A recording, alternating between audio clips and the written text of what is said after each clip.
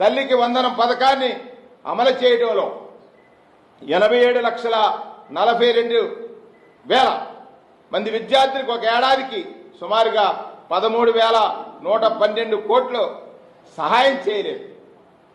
విద్యార్థులు నష్టపోయారు.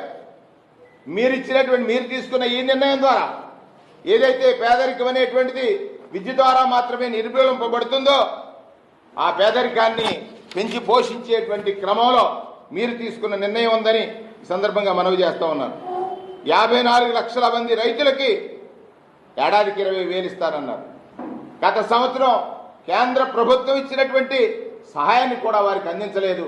10,000 కేంద్రం ఇస్తే ఇంకో 10,000 కలుపుతారన్నారు.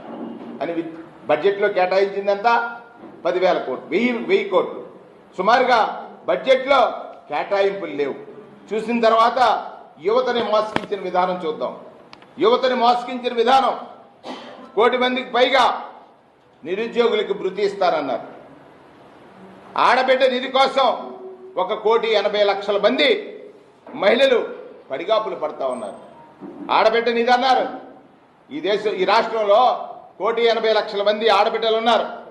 వారికి నిధి ఇస్తానన్నటువంటి మాటకి ఎక్కడా కూడా మళ్ళీ మాట్లాడేటువంటి పరిస్థితి. ఇది మోసం కాదా? ఆడబిడ్డలను మోసగించడం కాదా? రైతులకు 20,000 ఇస్తానని చెప్పిన మీరు రైతులను మోసగించడం కాదా? అలాగే విద్యార్థుల తల్లులకి అమ్మకి వందనం అని చెప్పి అమ్మల్ని మోసగించడం కాదా? ఒక్కసారి చంద్రబాబు నాయుడు గారు ఆలోచన చేయాలని సందర్భంగా మనవి చేస్తా ఉన్నాను. అలాగే ఏప్రిల్లో విద్యార్థులకు వసతి దీవెన,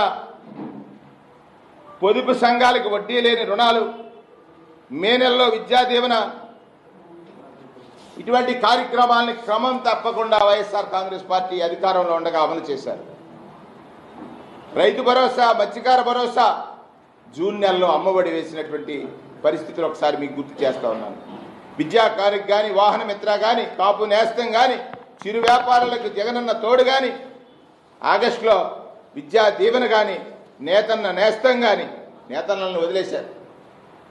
సెప్టెంబర్లో చేయూత కానీ, అక్టోబర్లో రైతు భరోసా కానీ, నవంబర్లో విద్యా దీవెన కానీ, రైతులకు 0 వడ్డీకి రుణాలు ఇచ్చేటువంటి కార్యక్రమం కానీ, ఈబీసీ నేస్తం కానీ, ఇవన్నీ కూడా గాలికి వదిలేరు.